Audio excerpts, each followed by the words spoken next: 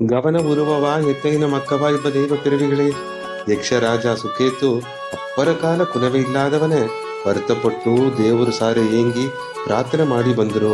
ಅದನ್ನು தொடர்ந்து ತನ್ನ ಗುರುನ ಆಶೀರ್ವಾದವೂ ಉಪದೇಶವೂ ಈಸಿ ದೇವರಾಜನ ಇಬ್ಬ ದೇವೇಂದ್ರನ ಆಶೀರ್ವಾದವೂ ಈಸಿ ಅವಕ್ಕೆ ಇದಂಗೆ ದೊಡ್ಡ ಯಾಗ ಮಾಡಿ ಆ ಬ್ರಹ್ಮದೇವರ ವೇಂಡಿದರು. ಅಪ್ಪರ ಕಾಲ ಯಜ್ಞಾಂಬ ಯಾಗ ಮಾಡುನೆ ಬ್ರಹ್ಮದೇವರು ತನಗ ತೋರಿ ಏನ ಬೇಕು ಅತಂದು ಕೇಪನೆ ನನಗೊಂದು ವಾರಿಸು ಬೇಕು ಎಂದು ಕೇತರು.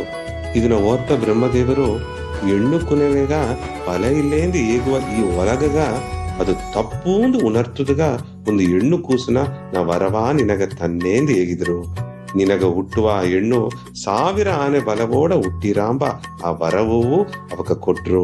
ಇದನ್ನ ಕೇತು ಯಕ್ಷರಾಜ ಸುಕೇತು ಅಪ್ಪರ ಸಂತೋಷ ಪಟ್ರು. ಹೆಣ್ಣು ಹುಟ್ಟಿದಿಂದಾಡು ಅದಗ ತಾಡಗೆಂಬ ಹೆಸರು ಬೀತರು.